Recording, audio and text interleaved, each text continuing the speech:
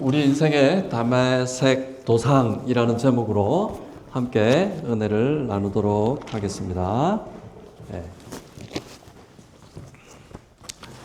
네. 그 그리스 신화에 보면 이런 좀 재밌는 내용이 나옵니다. 크레타스의 미노스 왕이라는 사람이 있어요. 근데 그 나라에는 아주 천재 과학자가 또 있어요. 다이달라스라는 사람이 있어요. 근데 이 포세이돈, 이 그리스 신화에는 신들이 많잖아요. 그래서 포세이돈이라는 신이 미노스 왕의 그 부인한테 흰 소를 선물로 보내는데 흰 소하고 사랑에 빠져요. 그래서 아들을 낳습니다. 그래서 이제 그 신화예요, 신화. 근데 이제 이 미노스 왕이 열받아가지고 이 다이달라스 이 과학자한테 아무도 못 빠져나가는 그 감옥을 만들어라 이렇게 명령을 합니다. 그래서 이 다이달라스 과학자가 공학자가 이제 그 아무도 못 빠져나가는 감옥을 만들어요. 만드는데 이 이제 부인이나 부인을 도와주는 사람들이 이제 다이달라스에게 뇌물을 바치고 막 궁의 비밀을 알아내려고 하는 것을 왕이 알아요. 그래서 오히려 이 다이달라스와 그 아들을 그 감옥에 가둬버립니다. 못 나가게. 그러니까 그 아들 이름이 이카루스라는 그 이름을 갖고 있거든요. 근데 나갈 수가 없어요. 나가면 바다고 뭐 갇혀 있으니까. 근데 하늘을 올려다 보니까 나 도망갈 데가 어디가 있어요? 하늘밖에 없는 거예요. 그래서 이 천재잖아요, 천재. 다이달라스가 천재니까 감옥에서 뭐 하겠어요? 비행기를 만들 수는 없고 그 당시에 날개를 만들어요, 날개를. 그래서 자기는 못 빠져나가더라도 자기 아들은 빠져나갈 수 있게끔 이카루스에게 날개를 달아줍니다. 날개를 만들어서 달아주는데 아들한테 당부를 해요. 이것은 밀랍으로 만들었었기 때문에 너무 높이 날면 안 된다. 태양에 타버린다. 그리고 너무 낮게 날아서도 안 된다. 이게 밀랍이기 때문에 바다 근처로 날게 되면 습기가 묻어서 이게 무거워져서 깔아앉게 된다. 그러니까 너는 적당한 거리에서 그렇게 날아야 된다. 그게 네가 살 길이다 라고 얘기를 합니다. 그래서 날개를 달아주는데 이카루스가 날게 되니까 너무 신이 난 거예요. 그래서 이게 시험 비행을 하는 농부들이 보고 막 감탄을 하고 시민들이 보고 우와 감탄을 하니까 이카루스가 이제 신이 난 거예요. 신이 나가지고 내가 어디까지 갈 수 있나 해가지고 쭉 높이 올라갑니다. 태양까지 가까이 갑니다. 근데 태양 가까이 가지 마라 그랬잖아요, 아버지가. 근데 그때 너무 태양 가까이 가가지고 밀랍이 녹기 시작합니다. 그래서 결국은 날개가 다 녹아 떨어져가지고 그 아들은 추락을 해요. 그래서 추락해가지고 죽어요. 그건 참 슬픈 신화이긴 한데 오늘 우리에게 주는 그런 아주 상징적인 그런 신화이기도 해요. 끊임없이 높아지면 언젠가는 추락한다라는 거예요. 그죠? 정확하게 예수님에게도 마귀가 높은 데 올라가서 한번 점프해봐라고 그렇게 하는 것이 오늘날 우리에게도 육신의 정욕, 안목의 정욕, 이생의 자랑이 우리 인생을 둘러서 진치고 있다는 것을 우리가 알아야 됩니다. 사도행전 8장 9장에 특징적으로 제일 먼저 등장하는 인물이 사울이에요. 그죠? 사울. 이 사울이라는 사람이 이제 어떤 사람으로 바뀌어지느냐. 사울은 8장에만 봐도 7장부터 등장하지만 7, 8장까지 아주 잘 나갔던 사람이에요. 스데반이 순교할 때 자기가 도장을 꽝 찍어주고 심지어 그 옆에서 관리감독까지 했던 그런 인물입니다. 그런데 이 사울이 8장으로 들어와 가지고는 교회와 믿는 모든 남녀를 지위고하를 막론하고 잡아 가두는 일을 하고 있었단 말이에요.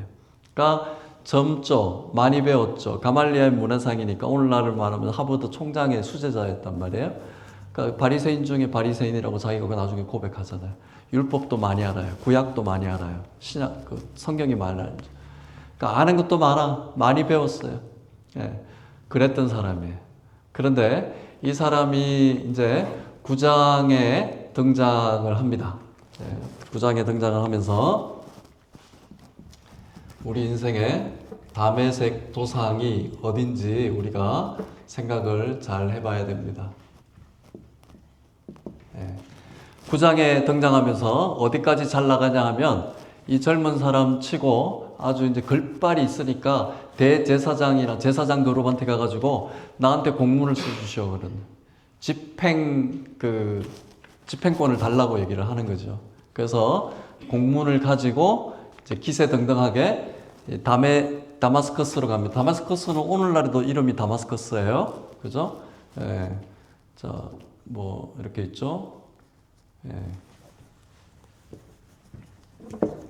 자, 여기가 유대 지역이라고 생각을 하면요. 족발이 있죠. 그죠? 여기 홍해예요, 홍해. 유대, 여기가 요단강, 여기가 사해라고 치면은 다마스커스가 어디냐면 이 사울이라는 작자가 이 위에까지 올라갔단 말이에요. 여기가 시리아거든요. 시리아의 수도가 다마스커스, 다메섹이란 말이에요. 우리말로 엄차하니까 다마섹이죠. 다마스커스란 말이에요. 그러니까 여기서 여기까지 250km에서 300km. 자, 사도 바울은 나중에 얘기해요. 사울이라는 작자가 기세등등했다 그래요. 살기등등했다라는 거예요.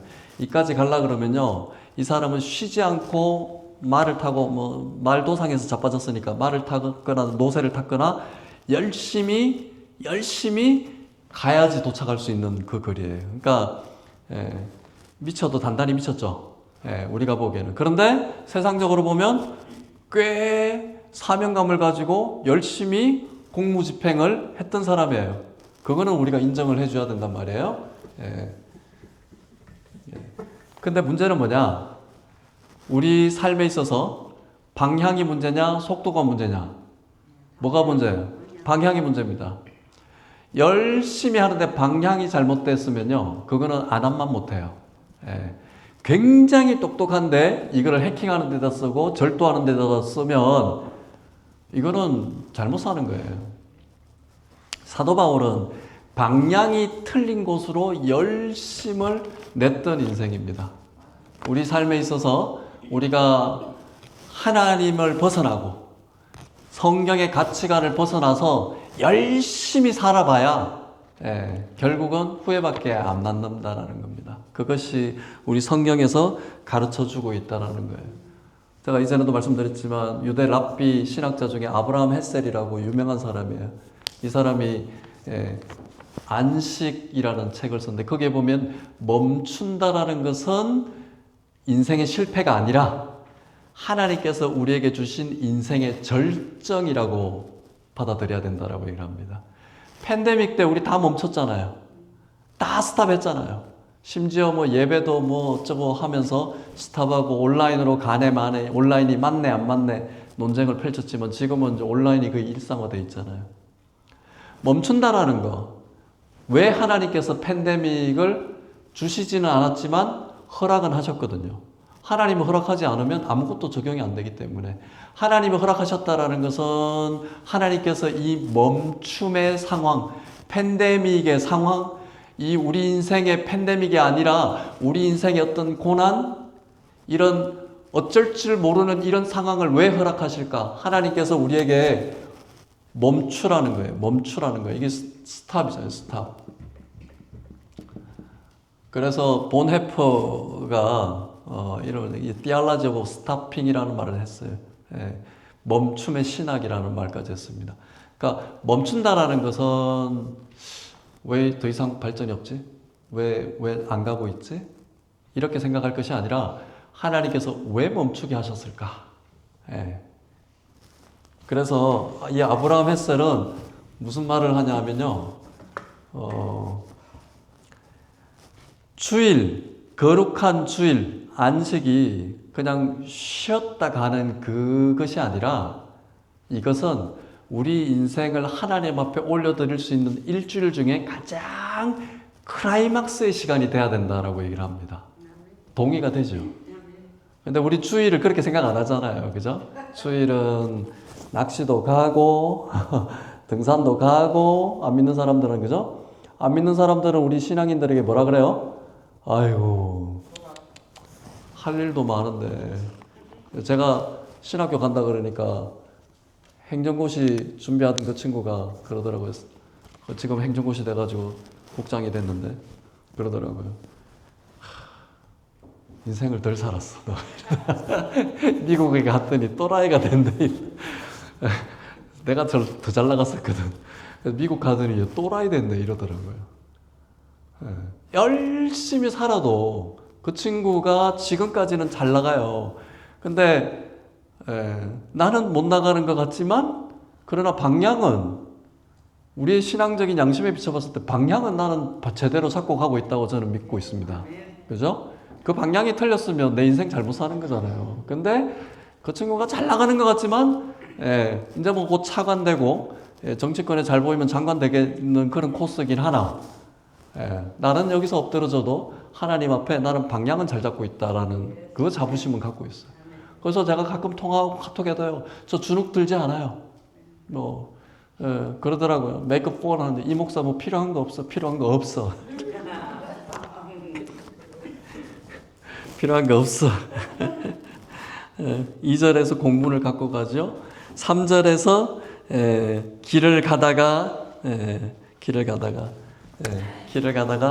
자빠지는 거예요. 자빠지는 거예요.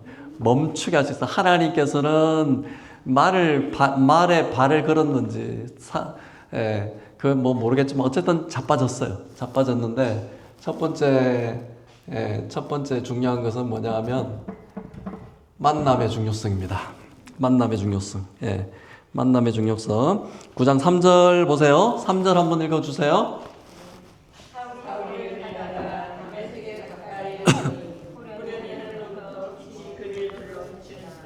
사도 바울이 만났어요. 뭘 만났어요? 빛을 만났어요. 빛을 만났어요.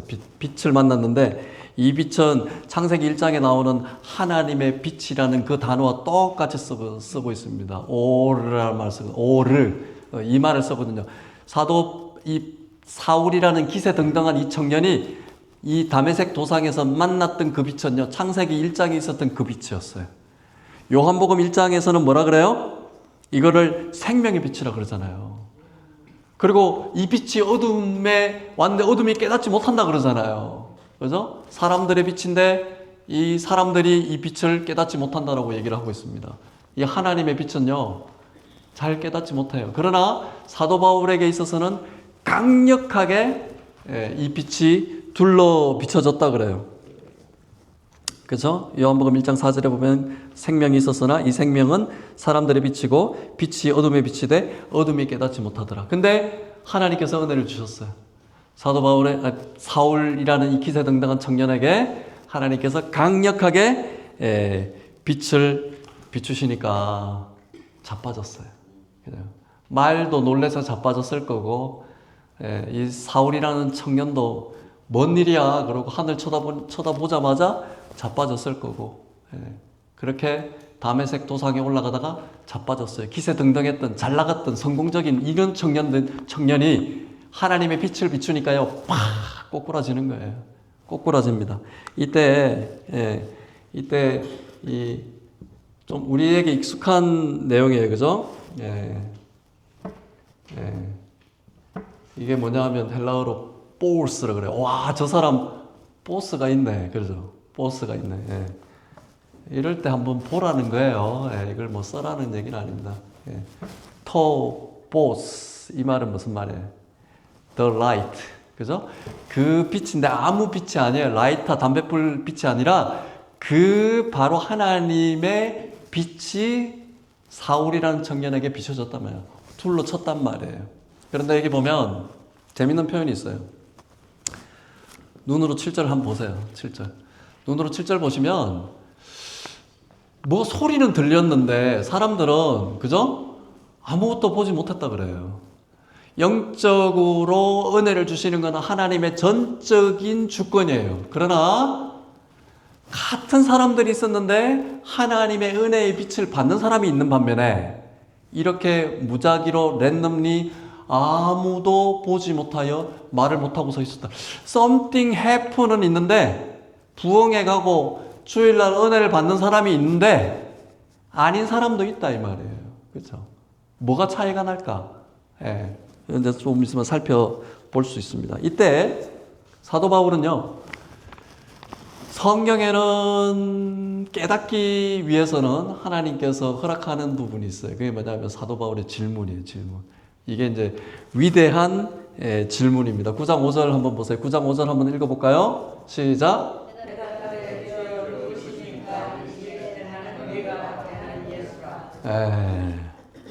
참 위대한 질문입니다.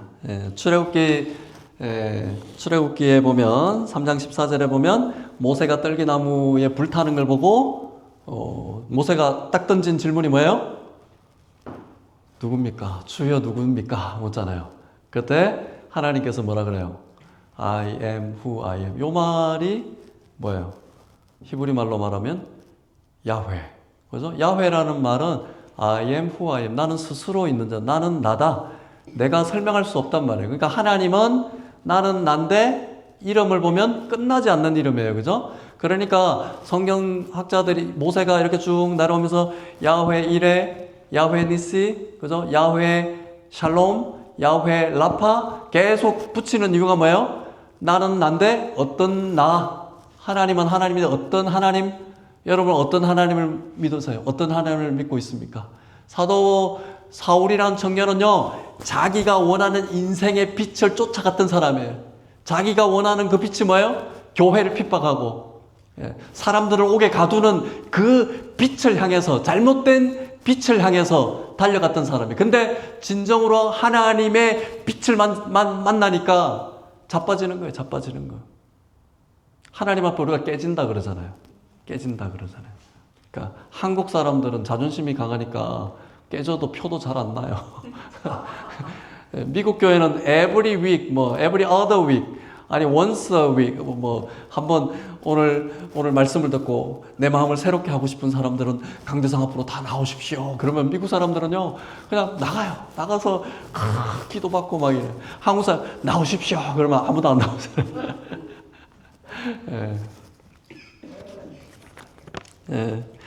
근데 보세요. 되게 하나님께서는 되게 재밌는 말씀하세요. 예수 그리스도가 말씀하시잖아요. 그죠? 예수 그리스도가 말씀하시는데 6절 한번 보세요. 6절 보면 자, 6절. 자, 아니 3절. 잠깐만요. 5절에 보면 주여 뉘시나이까. 그죠? 주여 뉘시나이까. 근데 보세요. 이러시되 나는 내가 박해하는 누구라 그래요? 사도 바울, 이 사울이 예수를 박해한 적은 없어요. 누구를 박해했죠? 믿는 자들, 사람으로 치면은. 그러니까 사람들 믿는 자들의 공동체가 교회니까 성경에서는 이 교회를 이 사울이라는 청년은 잡아놓고 교회를 부수려고 다니잖아요. 근데 그리스도는 재밌는 말씀을 하세요. 나는 내가 박해하는 예수라 그래요. 사울이라는 청년 입장에서는 억울하겠죠. 내가 언제 예수를 박해해요? 나 당신 이름은 들어봤지만 나 잘 모르겠는데? 내가 언제 박해했지? 그런데 예수님은 분명하게 얘기하고 있어요. 믿는 사람들을 핍박하고 교회를 깨트리려고 하는 이러한 일들은 예수를 박해하는 일이라고 얘기를 분명히 하고 있습니다. 교회는 곧 뭐다? 예수다. 그래서 나중에 이 청년이 사도가 돼가지고 뭐라 그래요? 교회의 머리는 뭐라 그래요? 예수라고 하는 이유가 여기 있는 거예요. 변정이에요. 이 바울이 나중에 자기가 깨달은 게 아니고 가만히 생각해 보니까 예수님이시구나, 교회는. 그래서 교회의 형제 자매라고 하는 이유가 뭐예요? 우린 다 지체라는 거예요. 지체. 그러니까 교회를 업신여기면 되겠어요, 안 되겠어요? 교회는 되게 두렵고 떨리는 곳이어야 돼요. 그게 안 되면 교회는 그냥 쌈 싸먹는 곳이에요. 쌈 싸먹는 거. 그런 데가 아니라는 것을 예수님은 사도행전 9장 5절을 통해서 분명히 얘기를 하고 있다라는 겁니다. 딱 깨보니까요, 일어나 보니까 이 청년이 아무것도 안 보여요. 예, 안 보여요. 이 육적으로 눈이 아무것도 안 보인다 그래요. 이 말은요, 이 청년이 영적으로도 무지했고, 영적으로 무지하니까 세상 살아가는 것도 무지했다라는 것을 상징적으로 보여주는 거예요. 성경을 봐도요, 하나님의 은혜를 갈구하고 하나님이 주시는 지식의 그 관점에서 보지 않으면요, 까만 것은 글씨요, 흰 것은 종이밖에 안 되는 거예요. 예. 성경의 말씀이 우리의 삶으로 연결돼야 된다는 겁니다. 네, 그렇죠. 만남의 중요성, 예, 그죠? 빛, 예, 빛과의 만남.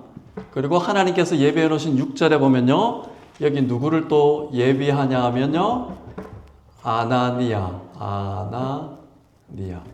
아나니아는 기도하고 있었던 사람이에요. 예, 하나님께서 만나게 해주시는 거예요. 그러니까 만남이 얼마나 중요해요? 하나님과 만나면 사람과도 하나님 예비해 주신 만남이 있게 해주신다는 거예요. 그래서 가장 먼저 만남의 중요성을 알아야 된다는 겁니다. 그런데 이 아나니아가 이 청년이 간다고 안수해 주라고 하니까 뭐라 그래요? 얘 누군지 아는데요, 하나님? 저는 그렇게 못하겠는데요, 이렇게 대답해요. 예, 뭐라면 그가 교회를 적잖게 힘들게 한 거를 하나님 모르십니까? 라고 하거든요. 그런데 하나님께서는요, 아주 의외의 대답을 하십니다. 자, 그게 두 번째는 뭐냐 하면요, 터닝 포인트예요. 터닝 포인트. 그게 뭐냐 하면요, 바로 회심의 중요성입니다. 이 사울이라는 청년은 말에서 꼬꾸라져 가지고 바로 하나님의 말씀을 듣고 집 가라고 하는 곳에 가서 아나니아를 찾습니다. 사람 손에 이끌려 가지고. 안 갈 수도 있고 갈 수도 있어요. 누가 선택하는 거예요? 청년이 선택하는 거예요. 하나님의 은혜를 주시고 하나님께서 말씀을 주시지만 그 말씀을 듣고 순종할지 안 할지는 누구에게 달려 있어요? 우리한테 달려 있는 거예요. 네, 우리한테. 그래서 하나님께서는 우리에게 자유의지를 주셨어요. 네, 하나님께서 우리의 자유의지도 다 훼손이 됐지만 우리 그나마 끝까지 하나님께서 그나마 미니멈으로 남겨놓으신 부분이 자유의지. 왜? 하나님은 우리를 AI나 로봇으로 만들고 싶으시지는 않아요. 그렇죠. 그러니까 제가 어제도 우리 차양대 회식하는데 어떤 분에게 이렇게 참 보고 싶었습니다. 그랬더니 이분이 그러더라고요. 영혼이 없어 이러더라고요. 영혼이 없어. 로봇가 하는 말은 뭐예요? 영혼이 없는 거예요. 영혼이. 어르신들 보니까 이제 AI GPT에 이렇게 교육받으신 분들이 아침마다 대화하신다면서요. 영혼이 있는지 없는지는 모르겠어요. 그죠? 굿모닝 하면 걔도 굿모닝 하고, 알렉사도 굿모닝 하면 굿모닝 하잖아요. 근데 영혼이 있다고 생각하지는 않으시잖아요. 그죠? 그냥 하는 말이죠. 근데 이제 모르겠어요. 더 발전이 되면 우리가 헷갈릴 때가 오겠죠. 바로 터닝 포인트는 뭐냐? 글씨가 지렁이. 윤건사님이 내가 글씨가 악필이라 그러는데 새로 사주세요.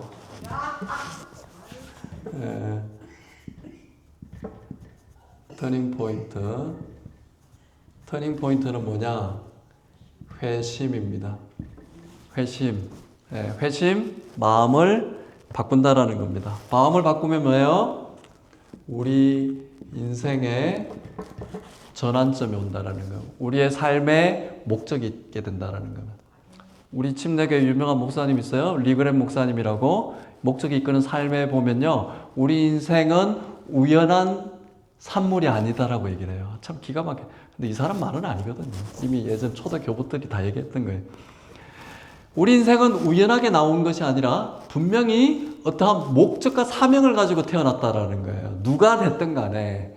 근데 하물며 그리스도인이라고 하면 우리 인생이 그저 나왔다라고 볼 수가 없는 거예요. 하나님은 우리 인생을 통해서 반드시 성취하고 싶어 하는 내용들이 있다라는 거예요.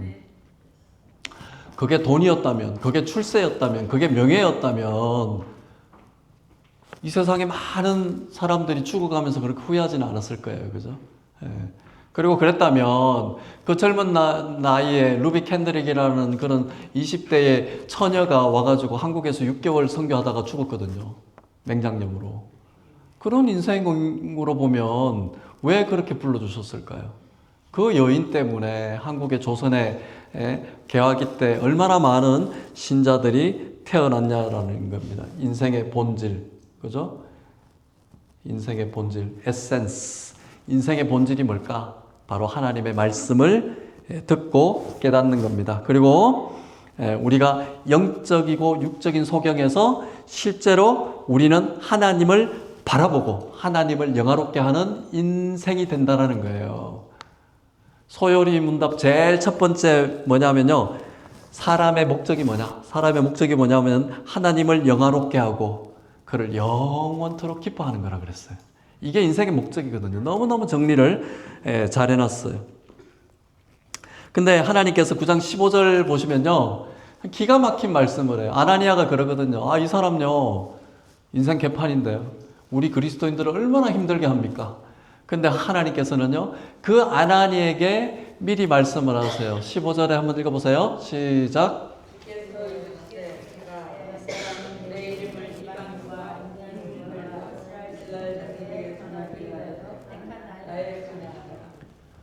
이 청년을 뭐라고 하나님 말씀하시냐면 이방인을 위한 내가 택한 그릇이라고 얘기를 합니다. 예, 내가 택한 그릇이라고 얘기하는 거예요. 그 많은 비유 중에 왜 그릇이라고 했을까? 이거는 이제 이런 거를 성경에서 이제 비유라고 얘기하거든요. 패러볼이라고 하는데 왜 택한 그릇이라고 할까요? 자, 여기에서 유명한 토기장이의 주권이 나옵니다. 토기장이는 뭐예요? 옹기장이 뭐예요? 자기가 만들잖아요. 그릇대로 만드는 대로 간장 종지를 만들 것인가, 국그릇으로 만들 것인가, 찻잔으로 만들 것인가, 이게 하나님께서 토기장이의 모습으로 보여준 게 예레미야가 이렇게 힘든 때 뭐 하십니까? 하나님 앞에 그렇게 했을 때 하나님께서 가르쳐 주는 것을 가보니까요, 토기장이가 거기서 그릇을 만들고 있는 거예요. 그걸 보고 예레미야가 깨닫는 모습이 나오거든요. 그게 뭐냐 하면요, 마음에 안 들면 하나님이 깨부셔요. 그리고 또 다시 만들어요.